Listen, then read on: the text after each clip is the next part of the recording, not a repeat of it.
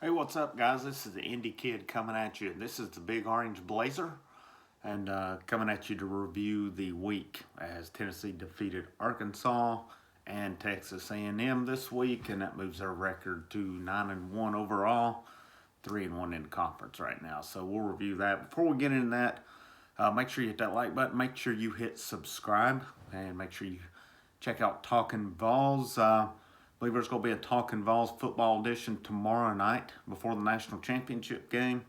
And then you're looking at Wednesday night basketball edition. Probably some post game this week as well, as it is as the schedule's changed around, and it is officially Vanderbilt Vandy hate week this week.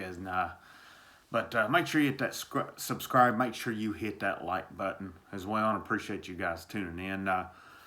Nice bounce back week for Tennessee as they beat Arkansas Wednesday night 79-74, and then yesterday beat Texas A&M on the road 68-54. And a good week, a good bounce back. I really thought the Arkansas win was, there was some adversity through that game, and they really buckled down and played well down the stretch to close that game out. Arkansas is a good team. They've got a good record. That was only their second loss when Tennessee beat them. I haven't checked the scores this weekend to see what they did. I've been in playoff mode all weekend, watching football pretty much all day yesterday and today. But couple good wins. You did see Rick Barnes, and he'd kind of alluded to this after the Alabama loss, said that they would probably change some things with the lineup. And Wednesday night, you had the starting five. You had Keon Johnson take the place of Victor Bailey. But with those guys, it's interchangeable. A lot of them's playing about the same minutes. The main minute guys Wednesday night were Fulkerson, Pons, and Josiah-Jordan James. And he definitely had his best game of the year. Tough week for that guy, as found out his house burned to the ground, childhood home, all of his stuff. Just really heart goes out to him.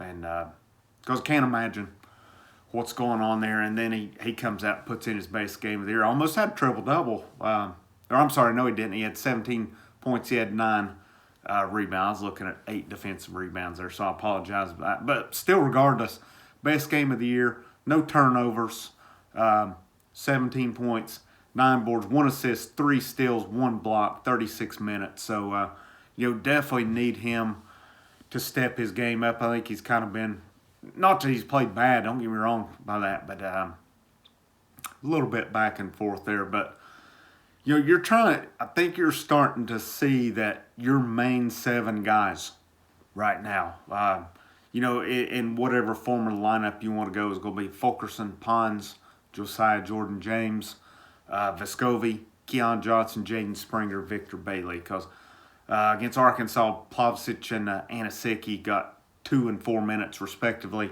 right there. And then yesterday at Texas A&M, let's see here, not much more here. You had Anasicki had 6 minutes, and Kama had 3 minutes right there. And then the rest of it was Fulkerson, Pons, Vescovi, Springer, Josiah-Jordan James. That was your starting lineup yesterday. And then Keon Johnson and Victor Bailey played 19 and 18 minutes respectively. So interchangeable spots at the guard position. Really, those 3 at point 2 and at small forward, point forward, whatever what you want to go right there. But it's predominantly Fulkerson and Pons. Of course, Anasicki's given a little bit of minutes. I think Anasicki's role when he was brought in, I know people are kind of disappointed. I think his main role was to come in and be a rebounder, maybe a blocker.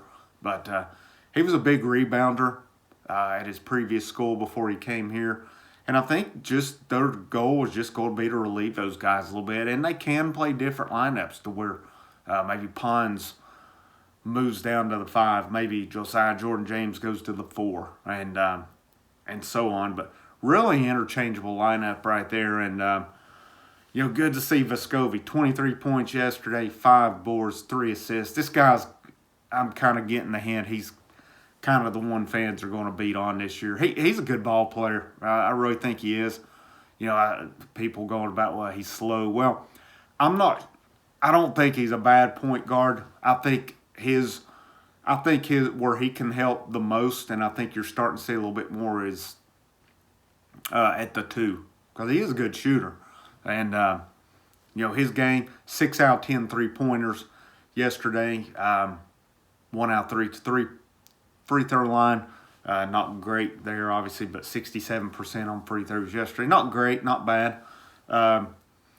But they really didn't shoot a lot of free throws at 6 out of 9. So there's obviously probably a lot more outside shooting going on, and we'll see. And I thought it was a good sign that Springer played this week when they said last weekend sprained ankle. Not at any point did they rule him out, but I know the severity of a sprained ankle. Of course, there is different levels of that severity as well. So good to see him out there, 10 points yesterday. But I still think as you're getting down the line, as we're into the new year, we're into January, we start getting in February, we start going to conference tournament and then NCAA tournament time.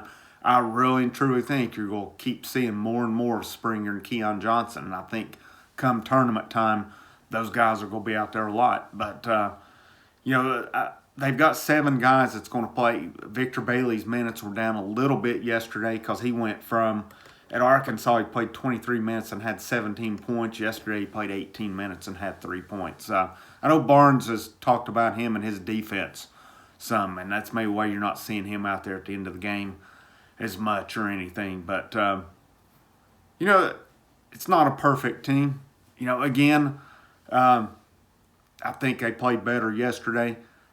We'll see where they're at come March, and we've seen it different times. You've seen Tennessee go to number 1, maybe not play their best ball come March. I would like to see them develop a little bit more depth on the front line.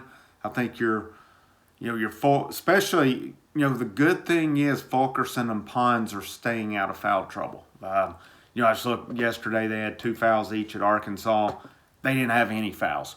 That's huge right there. That is huge that you're not getting guys in foul trouble. And, I think back a couple years ago, it seemed like it was kind of often you would have guys in foul trouble, whether it's Kyle Alexander, whether it's Grant Williams, or whomever. And I think that really hurt them at times where they had to be careful with that. So there were 17 personal fouls. Johnson had 4 fouls yesterday, but his minutes were down a little bit. And maybe part of that was because he was in foul trouble also. But, again, let's see, with 23 assists to 11 turnovers. That's a little bit over a 2-1 margin right there. I think that's what you want. Obviously, you would hope your turnovers are down a little bit.